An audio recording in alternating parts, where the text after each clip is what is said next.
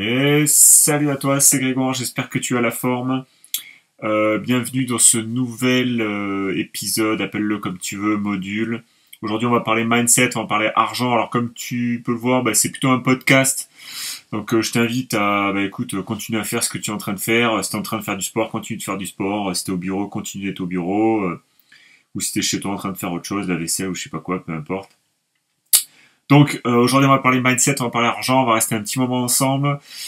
Déjà je voulais te donner deux trois nouvelles. Écoute, moi de mon côté, comme tu le sais, j'ai fait pas mal de vidéos pendant le confinement et depuis j'ai repris le chemin du travail et ça me prend du temps parce que je bosse dans le transport et le week-end, le samedi surtout, je m'occupe de mes projets immobiliers. Donc on a des projets, on a des biens qu'il faut remettre en location, on a des meubles à monter.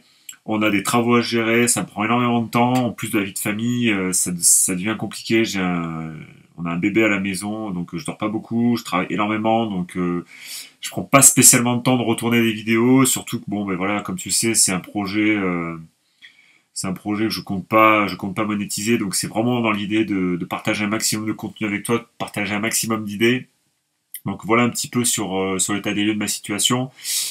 Donc écoute, on attaque sans plus tarder dans le mindset dans l'argent. Donc premier point, c'est y croire. C'est-à-dire que si jamais tu veux demain quitter ton job, il faut que tu y crois, il faut que tu te dises que c'est possible. D'autres l'ont fait, donc pourquoi pas toi? Donc c'est complètement possible et il faut déjà que ton cerveau y croit pour que tu puisses mettre en place en face un plan d'action et que tu puisses passer à l'action étape par étape, te bouger, faire les choses, appeler les agences immobilières, faire des offres, aller à la banque, faire financer les biens et passer la seconde quoi, passer la seconde tout simplement, entreprendre et puis au bout du compte, ça sera pour toi la liberté, je te le souhaite. Deuxième point que je voulais aborder avec toi, c'était s'attendre à ce que ça soit long et chiant, c'est-à-dire que ouais, il faut avoir il faut s'y faire quoi. C'est-à-dire qu'en fait, ça sera pas linéaire. Il va y avoir des échecs, il va y avoir des doutes, il va y avoir des réussites et elles auront une saveur particulière parce que tu auras pris pas mal de râteaux avant. C'est vrai que c'est long, c'est vrai que ça prend plusieurs mois, faire des visites, acheter un bien, aller chez le notaire, aller à la banque, ça prend énormément de temps. Mais il faut que tu saches que c'est le processus quoi. C'est le processus, il faut pas lâcher, il faut s'y tenir. Et clairement, c'est le truc, c'est ça. C'est faut vraiment vraiment pas lâcher parce que les premiers mois c'est très compliqué. On passe énormément de temps à se former, à faire des visites. On a du mal un peu à se projeter. C'est compliqué, mais il faut vraiment persévérer, persévérer, persévérer parce que c'est que comme ça que tu vas réussir à avoir des résultats importants. C'est vraiment sur le long terme qu'on a des résultats importants. C'est pas en quelques mois. Donc c'est pour ça qu'il faut vraiment s'accrocher. Troisième point que je voulais aborder avec toi, c'était le côté création de valeur. Pour gagner de l'argent en immobilier, il faut créer de la valeur. On le répétera jamais assez. Il n'y a pas beaucoup de bonnes affaires sur le marché immobilier. Il y en a, mais souvent ça passe par la case travaux, ça passe par la case transformation, ça passe par la case division. C'est-à-dire qu'il faut que tu prennes un bien qui soit dans un état pas terrible, que tu en fasses une machine à cash, c'est-à-dire refaire des travaux, refaire quelque chose de joli, que les gens s'arrachent parce qu'ils veulent être impérativement chez toi parce que c'est super beau, mais toi derrière tu auras passé beaucoup de temps à transformer ce bien. Donc la création de valeur c'est extrêmement important, tu dois vraiment te focus là-dessus. Je voulais prendre l'exemple d'une baguette de pain versus une Rolls-Royce. Alors imagine-toi quelque chose qui a pas beaucoup de valeur, c'est-à-dire par exemple typiquement là une baguette de pain ça vaut que 1 € chez le boulanger. Bon il y a quand même un savoir-faire, il y a quand même comment dire ouais mais ça vaut pas très cher tu vois. Si tu prends en comparaison une Rolls-Royce ou une grosse voiture, une fusée ou un avion, c'est vachement plus technique, il y a vachement plus de technologie à l'intérieur, il y a vachement plus de savoir-faire, c'est plus long à fabriquer. C'est long à concevoir. Donc la valeur ajoutée, elle est vachement plus considérable. Tu comprends ce que je veux dire? Et donc toi, c'est comme ça qu'il faut que tu voies les choses.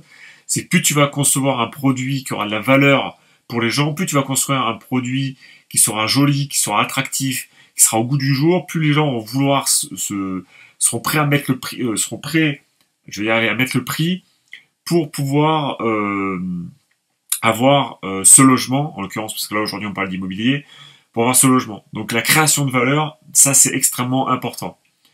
Ensuite, il y a un autre point que je voulais aborder avec toi sur le côté mindset argent, c'était la différence entre être riche et avoir l'air riche.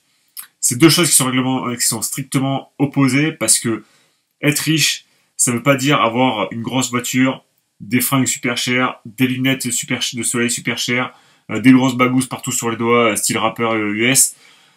C'est pas du tout ça le délire. On s'en fout totalement de l'apparence, on se fout totalement d'impressionner les gens, on se fout totalement d'avoir le dernier téléphone à la mode ou d'avoir la dernière grosse Audi à la mode.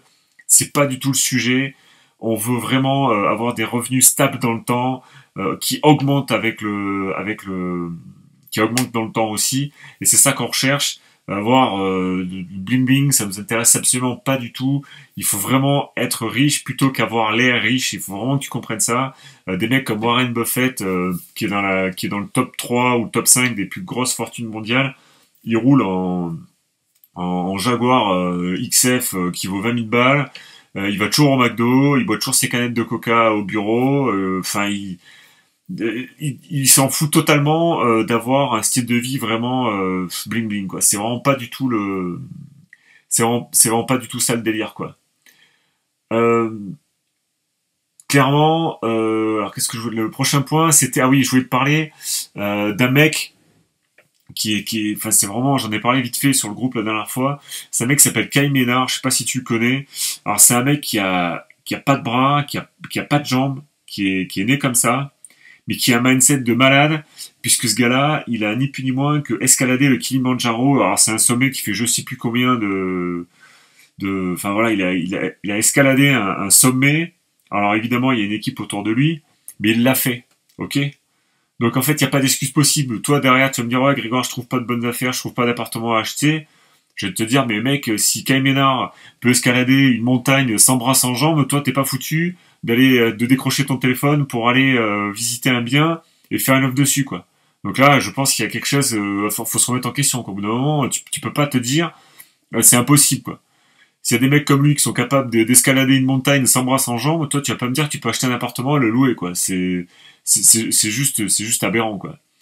L'argent, il faut que tu saches une chose, c'est que c'est un flux, c'est une énergie. C'est une énergie qui circule autour de nous, qui est partout autour de nous, à travers des transactions. À chaque fois que tu roules avec ta voiture et que tu vois tout autour de toi, ben, tous les bâtiments que tu vois autour de toi, et bien des gens qui ont payé, qui ont fait des crédits, qui ont pris des risques, qui ont acheté, qui ont passé la seconde, qui ont voulu faire progresser leur vie, alors que ce soit une résidence principale ou un bâtiment industriel, ben, il y a forcément un chef d'entreprise derrière qui a mis le paquet derrière pour réussir à financer ce bien. Donc l'argent, il est tout autour de nous, en fait, ok? Nous, ce qu'on cherche, c'est que l'argent, au lieu qu'on travaille pour lui, on cherche plutôt à ce qu'il travaille pour nous, c'est-à-dire qu'on va chercher vraiment que ça soit vraiment comme un aimant, tu vois? C'est-à-dire qu'en fait, toi, tu crées de la valeur. Une fois que c'est mis en place, en fait, l'argent après revient vers toi. Tu vois ce que je veux dire? C'est comme si on était à côté d'un grand fleuve et que nous, on voulait juste dérouter un tout petit bout de ruisseau, tu vois? On faisait juste une petite rigole, tu vois, avec notre pelle, tu vois, pour juste dériver un tout petit sillon, tu vois, et que ça vienne vers nous, tu vois, que ça coule vers nous, tu vois, doucement, tu vois, ok? Donc, clairement, pour ça, il va falloir chercher à voir grand, c'est-à-dire va falloir chercher un peu à viser des choses un peu plus ambitieuses, à viser des choses un peu plus grosses. Il va falloir, au bout d'un moment, il faudra pas faire marche en arrière, c'est-à-dire qu'il faudra se dire, écoute, moi je suis focus là-dessus, je suis focus sur l'immobilier, je suis focus sur la rente, je suis focus sur le fait de gagner de l'argent avec ça, d'encaisser des loyers, et donc je vais tout faire pour que ça fonctionne. Donc je vais rester vraiment focus, je vais pas me laisser distraire par du trading, je vais pas me laisser distraire par ah ouais tiens, il y a une nouvelle opportunité voilà sur internet, comment gagner de l'argent facilement, ça n'existe pas tout ça, OK? Il va falloir être vraiment focus, c'est comme quand tu prends une loupe et que tu vises le soleil et que dans ton autre main t'as une feuille, tu vois? Et la loupe et une feuille tout seul ça marche pas, mais si t'as du soleil qui vient vraiment se refléter dans la loupe et au bout d'un moment la feuille, du coup ça va commencer à fumer, tu vois, sur la feuille. parce que ça sera vraiment focus, ça sera vraiment sur un seul point, et là, du coup, là, tu vas pouvoir passer à travers la feuille, tu vois ce que je veux dire? Le soleil et la feuille, ça passe pas à travers tout seul. Mais s'il y a une loupe et que t'es vraiment focus et que t'es vraiment concentré sur un seul point, là, ça fonctionne. Là, du coup, tu vas pouvoir passer à travers, ok? Donc ça, c'est la force du focus, et c'est ultra important parce que c'est comme ça que tu vas avoir réussi à avoir des résultats, c'est vraiment en restant concentré sur ce que tu fais sans trop t'éparpiller, ok? Il y a une histoire que je trouve absolument fascinante, c'est celle de... alors, le mec qui s'appelle Agathocle de Syracuse. Alors c'était un mec qui était aux alentours du 5e siècle, je crois. C'est un type qui a dit à ses armées, vous savez pas les gars, là on va conquérir un nouveau territoire, on prend nos bateaux, on va conquérir un nouveau territoire. Et ce qu'on va faire, c'est qu'une fois qu'on va arriver sur place, on va descendre des bateaux. Et une fois que tout le monde est descendu, en fait, il a demandé à ces mecs de brûler les navires. Donc c'est-à-dire qu'en fait, que concrètement, ils sont arrivés sur un nouveau territoire, avec le roi et ses armées étaient arrivés sur un nouveau territoire, et du coup ils ont brûlé leur bateau. C'est-à-dire qu'en fait c'était impossible pour eux de faire machine arrière. C'était la victoire ou la mort. Il n'y avait pas d'autre issue possible. Et ça c'est extrêmement intéressant parce que ça veut dire qu'au bout d'un moment, il va vraiment aller va falloir vraiment aller se mettre de l'avant. Je dis pas brûler ses bateaux à chaque fois, mais ce que je veux te dire c'est qu'il va falloir vraiment voilà se projeter en avant, se mouiller un petit peu. Voilà, sortir un peu de sa zone de confort et en finir avec les excuses, parce que c'est ça qu'il faut vraiment que tu te mettes en tête, c'est qu'il faut vraiment finir avec les excuses, il faut vraiment passer à l'action, arrêter de se dire oh ben là plus tard, oh cette année non c'est pas possible, oh ben là ce week-end il y a ci, ce week-end il y a ça, tu vois, non, au bout d'un moment faut y aller, tu vois, faut passer à l'action, il faut vraiment se bouger.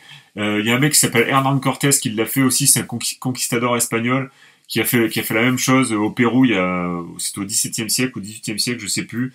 Même délire, le mec il était du côté de Cuba, et il apprend que plus au sud en Amérique, il y a de l'or disponible en grande quantité chez les Mayas ou je sais pas quel peuple de l'époque.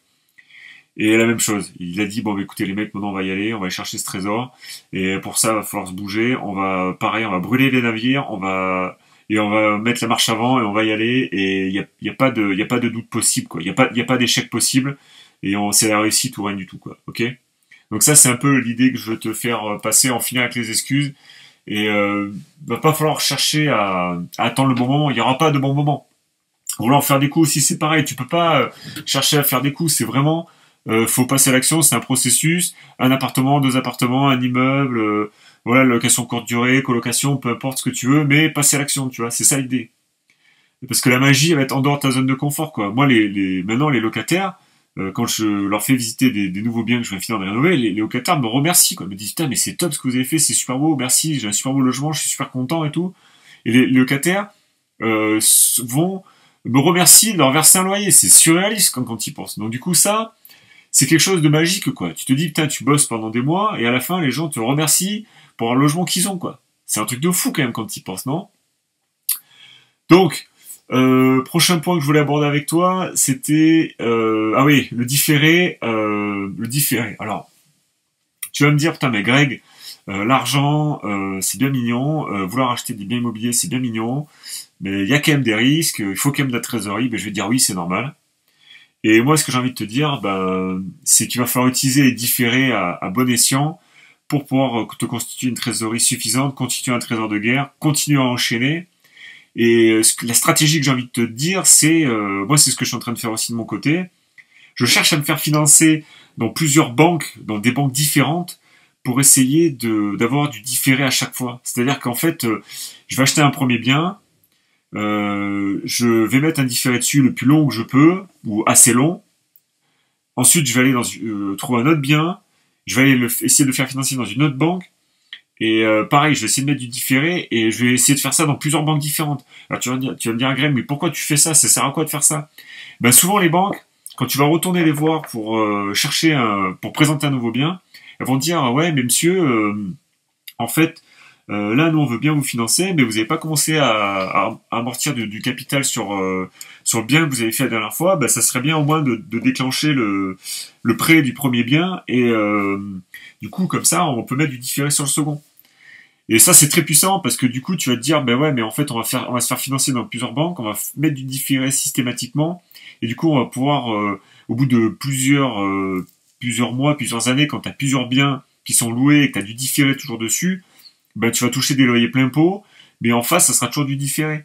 Donc ça, c'est quand même une stratégie qui est quand même super puissante. On parle d'effet boule de neige, c'est-à-dire que au début, tu vas commencer à louer un premier bien, tu mets du différé, un second, un troisième, un quatrième, et quand tu fais ça sur plusieurs biens, mais ce qui se passe au bout d'un moment, c'est que ben, tu t'encaisses des loyers, beaucoup de loyers, et tu payes très peu de crédit. Donc ça, c'est quand même surpuissant pour se créer une trésorerie, pour se créer de l'épargne.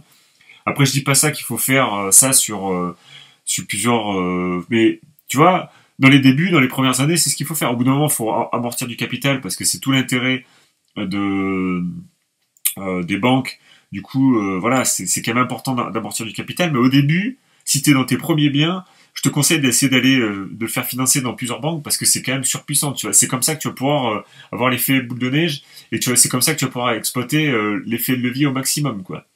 Il faut que tu te dises aussi une chose, c'est que, bah, évidemment, les premiers mois, les premières années, ça va être un peu difficile parce que tu vas chercher à te former, tu vas passer du temps dans des livres, passer du temps dans des séminaires, passer du temps à rencontrer des, euh, des investisseurs plus ou moins aguerris, hein, peu importe. Hein. Je te conseille même d'aller parler directement avec des mecs qui ont déjà de la bouteille pour vraiment, parce que là tu vas progresser à une vitesse qui est folle. Et au début, ça va être compliqué, c'est-à-dire que la première année, tu vas chercher à te former, tu vas chercher à peut-être à acheter ton premier bien. La deuxième année, ben du coup, ça sera peut-être bien avec des travaux.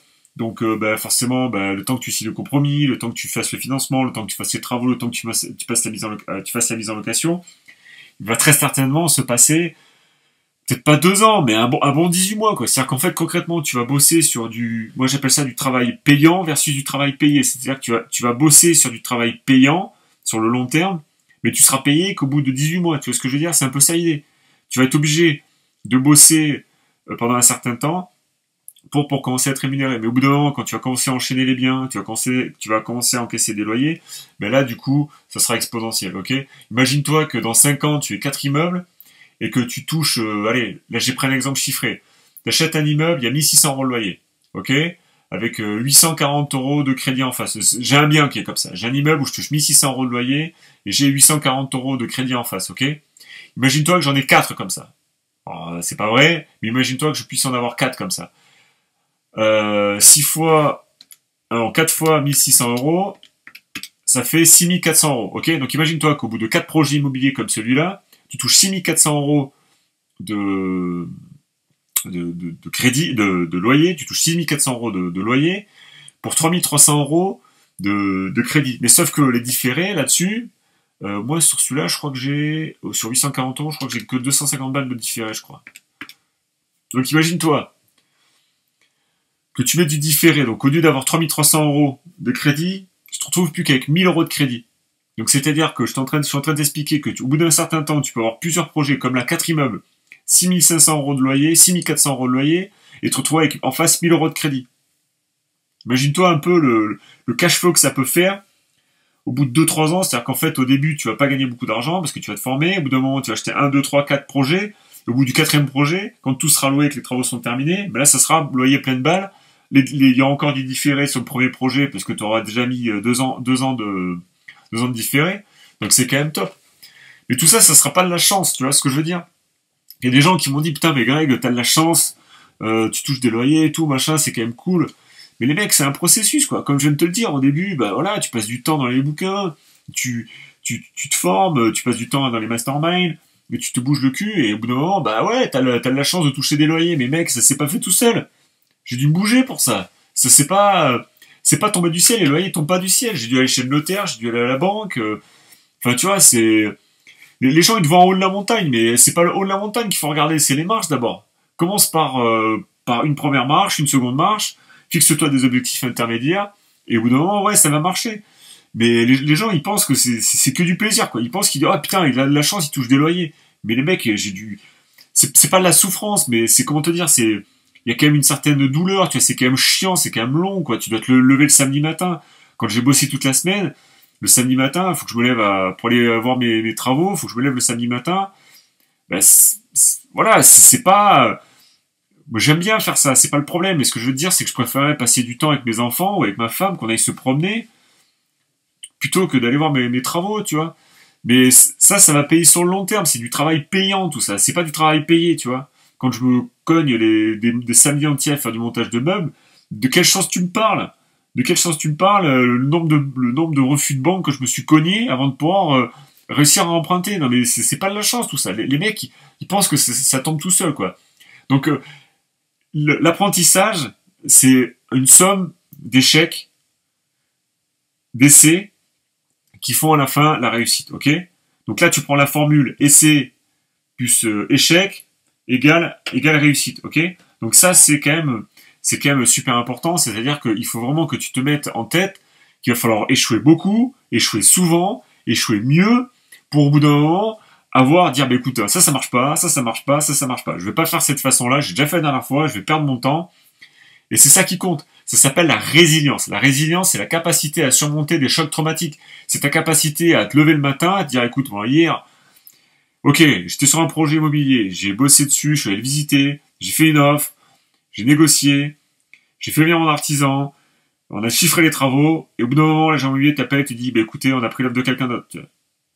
Voilà, tu dis, bon, ça c'est un échec. Et c'est encore arrivé récemment. Et ça m'arrivera encore demain, j'en suis convaincu. Mais c'est pas grave. C'est-à-dire qu'en fait, là, j'ai compris, ben, tu vois, c'est des petits, des tout petits, comment dire, réglages encore, des micro-réglages, tu vois, à peaufiner, à affiner. Mais ouais, peut-être que j'aurais peut-être dû envoyer euh, une simulation du banquier plus rapidement. J'aurais peut-être dû faire une offre peut-être moins agressive. J'aurais dû faire une offre, tu vois, mieux cerner le profit du vendeur. J'aurais peut-être dû, tu vois, mieux bosser, tu vois, mon côté négociateur, tu vois. Et en fait, tout ça, ça prend en ligne de compte. Tout ça, il faut se dire, putain, mais en fait, ouais, faut affiner ces micro-réglages. Et ça, tout ça, tu peux pas le faire. Tu peux pas devenir quelqu'un de bon du jour au lendemain. Tu vois, c'est comme si t'étais dans une rivière et que t'étais un galet. Ben, le galet, tu sais, il se ponce, il se lisse, il se met en place petit à petit, il roule les uns contre les autres, ça frictionne, et là, au bout d'un moment, tu vois, ça devient quelque chose de lisse, ça devient quelque chose d'expérimenté, ça devient quelqu'un de, et c'est ça qu'il faut vraiment que tu cherches à faire. C'est un challenge, c'est un sacré challenge. Il faut faire ça parce que ben tu t'aimes ça, tu fais ça parce que tu as envie de te défier avec toi-même, tu as envie de te prouver des choses. Moi, je fais ça par amour du challenge. Ça, c'est clairement un point que je voulais aborder avec toi. C'est quelque chose quand même d'extrêmement stimulant de se lever le matin et dire putain, mais je l'ai fait, quoi. Moi, quand je vois tous les biens déjà que j'ai pu accumuler au cours de ces derniers mois, dernières années, je me dis putain, mais c'est cool quand même, quoi. C'est quand même cool. Demain, si je revends, je gagne de l'argent, j'ai des loyers qui tombent. Bah, ça m'a demandé des efforts, mais c'est quand même top, quoi. C'est quand même c'est quand même une super chose, quoi.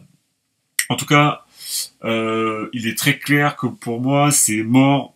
J'ai même pas envie de, enfin, pour moi, c'est inconcevable de passer 42 ans dans un boulot.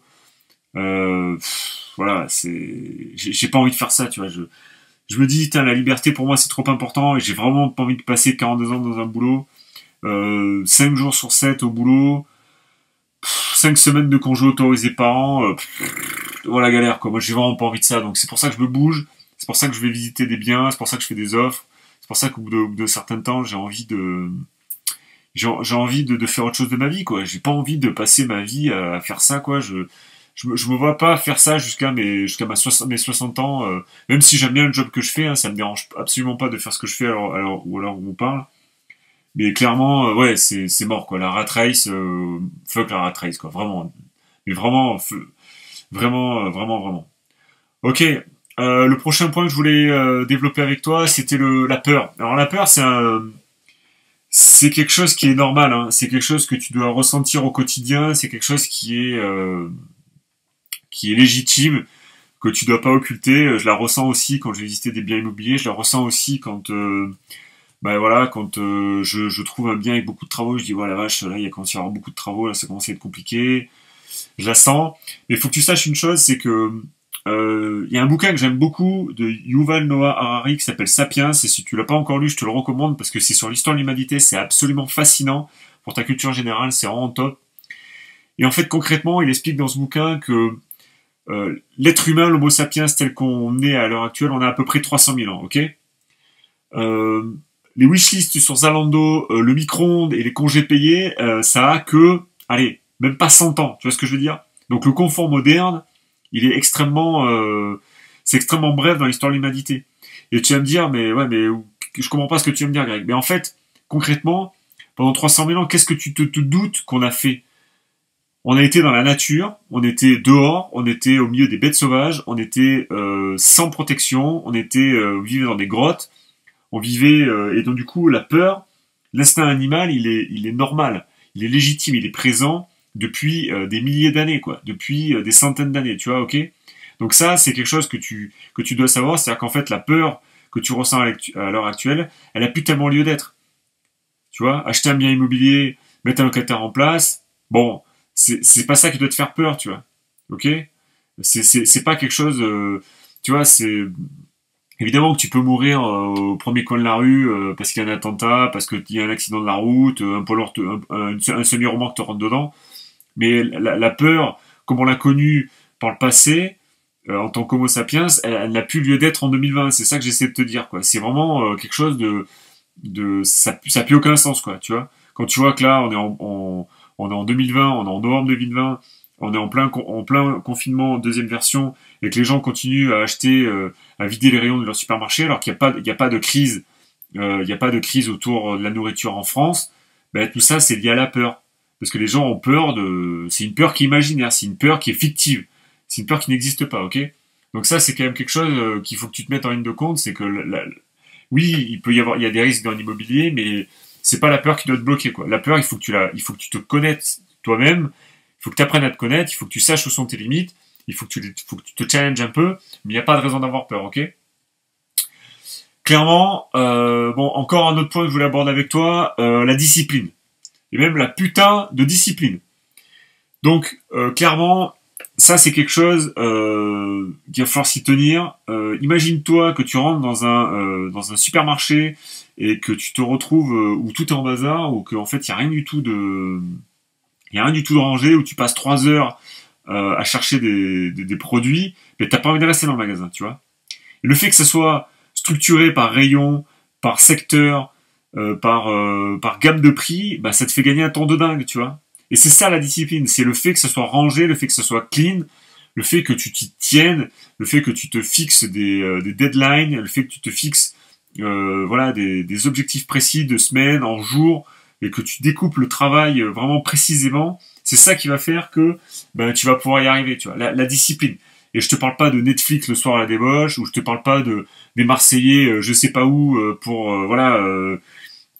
te divertir. Non, c'est tu éteins Netflix, tu éteins cette merde de W9 et tu allumes Le Bon Coin, tu regardes ce qu'il y a comme annonce et tu décroches ton téléphone et tu fais des offres. Et voilà, pareil, les paris sportifs aussi au niveau argent, ça aussi c'est pareil, il va falloir arrêter tous ces trucs-là, tu vois. Les restos en pagaille et compagnie, il va falloir un peu diminuer ton train de vie si tu veux pouvoir réussir à te faire financer. Il faut quand même avoir des comptes clean, il faut quand même que la banque puisse se projeter en toi, il faut quand même que tu diminues le risque au maximum, ok? Donc ça c'est quand même super important. Euh, ok, il va falloir aussi que en parlant toujours d'argent, de passifs, de choses à éliminer, il y a aussi tout ce qui est ta voiture. Alors là, j'ai marqué dans mes notes, il y a marqué vente ta stupide Audi à crédit, mais ça veut tout dire, tu vois. Quand je dis vente ta stupide Audi à crédit, c'est-à-dire qu'en fait, tu as voulu te faire plaisir, tu vas impressionner la galerie avec ton Audi à 300 balles par mois, ton Audi Q7, mais vends-le. Parce que la banque, elle va le compter dans ton taux d'endettement et tu tires une énorme balle dans le pied en faisant ça. Moi, personnellement, j'ai des voitures à 5000 balles, voilà, ça me va très bien, ça me dépasse d'un point A à un point B, et c'est comme ça qu'il faut que il faut que tu le vives, tu vois. Si jamais tu as une grosse voiture en plus sans doute qui consomme, qui va te coûter cher en assurance, qui va te coûter cher en entretien, et tu te tires une grosse balle dans le pied, tu vois. Ça, c'est à mon avis pas du tout une bonne approche. C'est toujours pas du tout un bon mindset, pas un bon mindset d'investisseur. C'est pas comme ça que tu dois voir les choses. Ensuite, un autre point que je voulais aborder avec toi aussi encore, c'est les médias. Le média, pour moi, les médias, c'est du divertissement, c'est de l'entertainment, c'est du poison, c'est nocif. C'est-à-dire qu'en fait, on n'a aucun pouvoir, à aucun moment on est capable d'influencer sur ce qui se passe, ou à très très faible dose. Et donc, je te conseille chaudement d'éliminer ces pensées négatives, de vraiment arrêter de regarder ça, parce que à part te bouffer intérieurement, à part alimenter la peur comme je te l'expliquais avant, ça ne sert strictement à rien. C'est nul. Ok, les médias, ça ne sert à rien. Moi, je sais que je regarde le moins possible. Bon, je me tiens quand même informé, mais il faut que tu saches que tu devrais faire un test. Tu arrêtes les médias pendant une semaine, pas de télé, pas d'application sur ton téléphone, et tu vas voir que tous les faits importants qui sont dans notre quotidien, le lendemain matin, tu arrives à 8 heures, la machine à café au boulot, les gens te le disent. J'ai fait le test, ça marche, il n'y a pas de souci. Tous les trucs importants qui sont à savoir sur notre pays, on va te le dire, tu vas le savoir dans les jours qui suivent, quoi. Donc de toute façon, ça n'a pas beaucoup d'influence sur ton quotidien, à part évidemment le confinement ou des choses peut-être plus graves. Mais clairement, les médias, c'est vraiment du poison, il faut vraiment éliminer ça au maximum de ton quotidien. Au niveau mindset, ça c'est quelque chose qui va te bouffer, ça ne sert strictement à rien. Les personnes négatives aussi, à bannir ton quotidien. Les gens qui te disent, c'est impossible, ça n'y arrivera jamais, le locataire paye pas, mais en fait c'est des gens ça va déjà miner ta confiance en toi, et c'est des gens qui font que trouver des problèmes. Les gens avec la peur, comme je te l'expliquais avant, ils pensent tout le temps problème. Ils pensent pas solution. Et ça, c'est quelque chose qui est vraiment nul parce que concrètement, si tu fais que penser problème, mais t'avances pas dans la vie, tu fais rien du tout. Moi, je passe ma vie, je passe mes journées. Là encore, avant que je tourne ce podcast, j'étais encore au téléphone, j'ai des soucis de compteur dans un immeuble, ben voilà, je dois passer du temps. Je passe ma vie, mon temps à régler des problèmes. Mais c'est comme ça que je suis rémunéré. Plus je gère de problèmes, plus mes locataires sont contents parce que je fais de beaux travaux, je fais des choses jolies, je règle un maximum de problèmes dans les logements pour que ce soit au top. Et une fois que et après les locataires sont contents, et après ils me payent, ils sont super heureux d'être là, mais c'est moi qui ai réglé tous les problèmes en amont. Donc moi je fais que penser solution, et je pense pas problème. Ok? Et c'est valable dans ma vie, et c'est valable dans n'importe quoi. Dès que tu vas penser solution à mort et pas problème, tu vas trouver des parades, y a pas de problème, quoi. Ne demande pas, aussi un autre point, ne demande pas de conseils à ta famille, ils y connaissent rien. Ils y connaissent rien, ce sont des gens qui ont peur, ce sont des gens qui n'ont aucune idée de l'argent. L'éducation financière en France, c'est une catastrophe. Les gens ne savent pas gérer leur argent. Les gens ne savent pas gagner de l'argent. Tu vois, aux États-Unis, c'est pas du tout comme ça, tu vois. C'est la première nation du monde, c'est pas par hasard, c'est parce que c'est des gens qui pensent gros, c'est des gens qui pensent argent, c'est des gens qui pensent business, et c'est comme ça que en France on a un pays réfractaire à la réussite, réfractaire à l'entrepreneuriat, réfractaire aux gens qui potentiellement créent de la valeur et du coup ont une rémunération en face. Donc surtout n'écoute pas les gens qui sont salariés, n'écoute pas les gens qui sont en train de te miner la tête avec des c'est pas possible, machin, t'y arriveras jamais. Faut les bannir ces gens-là, ok? C'est quelque chose.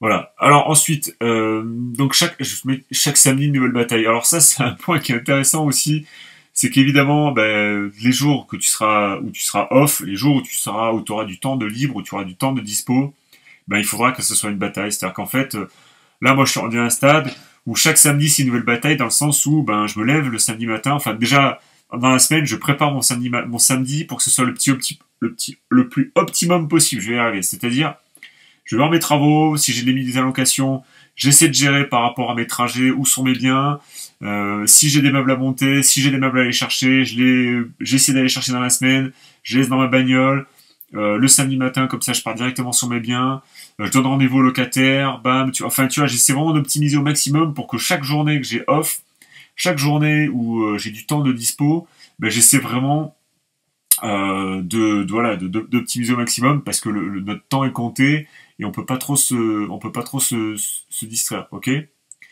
Donc au niveau mindset aussi, lis des livres. Si tu lis pas de livres, je te recommande de lire au minimum un livre par mois. Si tu arrives un livre par semaine, c'est mieux. Entrepreneuriat, business, ce que tu veux, mais vraiment écoute des podcasts comme celui-là, participe à des groupes Facebook, regarde un peu ce qui se passe, regarde un peu les problématiques que rencontrent les autres, essaie de participer, pose tes questions si tu en as, on est là pour ça, pour y répondre. Dans la description de cette vidéo, tu trouveras le lien vers mon groupe, et n'hésite pas à venir poser tes questions, on est là pour ça, on essaiera de t'aider. Remplace Google de ton navigateur par Légifrance. Alors Légifrance, si tu connais pas ce que c'est un moteur de recherche sur les lois françaises, donc c'est-à-dire sur tout ce qui est fiscalité, sur tout ce qui est législation, et c'est super important parce que c'est là où tu vas trouver des réponses à tes questions. Ce sont des textes de loi précis, où tu vas pouvoir trouver par exemple la liste des meubles pour une location meublée, tu vas pouvoir trouver les modes de calcul sur les plus-values, tu vas pouvoir trouver par exemple la loi 1989 pour les locataires. Donc tout ça, je t'encourage à aller jeter un petit coup d'œil à tout ça. L'apprentissage versus le divertissement. Alors là aussi c'est pareil. Je t'en parlais tout à l'heure, les médias c'est du divertissement, ce que tu auras le soir à la télé c'est du divertissement, et l'apprentissage c'est ce que je viens de te dire, c'est-à-dire les séminaires, les livres, les groupes Facebook, les rencontres entre investisseurs, tout ça c'est de l'apprentissage, ok. Le terrain, aller visiter, faire des offres, se bouger, aller dans les banques, tout ça c'est de l'apprentissage, ok. L'immobilier c'est un marathon, c'est-à-dire que tu vas y passer du temps, c'est long. Il y a de longs mois à attendre, les compromis, les financements, les travaux. Les travaux, c'est très long aussi. C'est très chiant. Des couacs, des surprises. Voilà, c'est un marathon. C'est pas facile. Ça se joue beaucoup au mental. Il faut vraiment s'accrocher. Mais si tu respectes la théorie des petits pas, c'est-à-dire que si tu as une action constante et soutenue, petit à petit, tous les jours, ben, au bout d'un moment, tu auras des résultats, ok. Je t'ai parlé aussi, donc passage à l'action évidemment, faire des offres, faire des visites, et surtout créer des opportunités. C'est-à-dire que si tu trouves pas de biens sur ton marché, eh ben moi je l'ai fait, hein. J'ai passé des coups de fil aux agents immobiliers de mon secteur. Bonjour, je m'appelle Untel, je cherche des biens immobiliers dans votre secteur. J'essaye ça comme critère. Est-ce que vous avez quelque chose qui pourrait m'intéresser? Non. Prenez mes coordonnées, rappelez-moi si vous avez quelque chose qui pourrait m'intéresser. Voilà, tu crées des opportunités. Peut-être que, ben voilà, à l'instant T, l'agent immobilier, ben il aura peut-être pas de bien à te proposer, mais il va dire putain, la semaine dernière, il y a un mec qui m'a appelé, attends, j'ai noté son numéro sur mon calepin, tiens, c'est monsieur Untel, tiens, je vais essayer de le rappeler, bonjour monsieur Untel, j'ai peut-être un bien qui pourrait correspondre. Et c'est comme ça que tu crées des opportunités. C'est comme ça que tu vas te dire putain ouais. Donc après, tu vas sortir ton papier, ton crayon, tu vas dire bah écoutez, bon là, ça peut m'intéresser, mais voilà, samedi prochain, est-ce que c'est possible de venir visiter? Tu vois? Donc ça, c'est un peu l'idée. Ok. Ensuite, de quoi je voulais te parler? Ah ouais, l'efficacité de l'énergie positive. Alors ça, c'est quelque chose qui est extrêmement intéressant. Ça s'appelle la dopamine. Il te faut de l'énergie positive. Donc, je t'encourage aussi beaucoup à aller faire du sport, à méditer, à aller faire des balades à l'extérieur. C'est-à-dire si tu habites, en ville.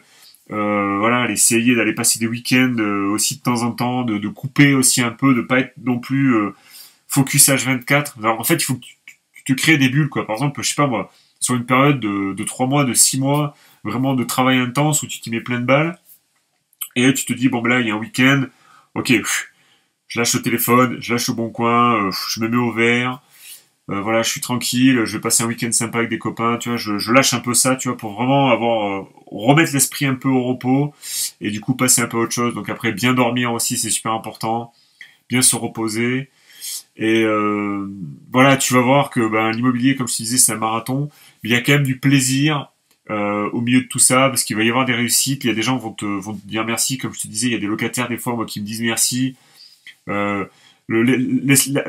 l'aspect humain aussi dans l'immobilier est super intéressant parce qu'on travaille avec énormément de gens, des courtiers, des notaires, des banquiers, des artisans, des locataires aussi qui vous appellent. Donc il y a beaucoup de côtés humains qui sont vraiment extrêmement intéressants autour de l'immobilier. Et tout ça, c'est quand même quelque chose du niveau mindset. Il faut quand même que tu gardes en tête que on travaille avec des humains, donc tout ça c'est quand même extrêmement important. Donc voilà, j'espère que cette vidéo t'a plu. On a parlé mindset, on a parlé argent, on a parlé façon de voir les choses sur l'investissement immobilier. Si ça t'a plu, mets-moi un énorme pouce en dessous de la vidéo, mets-moi dans les commentaires ce que t'en penses, si t'as des points avec lesquels on pourrait, tu veux qu'on échange, si t'as des questions, n'hésite pas, les commentaires sont là. Je te dis à bientôt pour une prochaine vidéo. Merci de m'avoir suivi dans ce podcast. Je te souhaite un très bon cash flow et je te dis à bientôt. Ciao, ciao.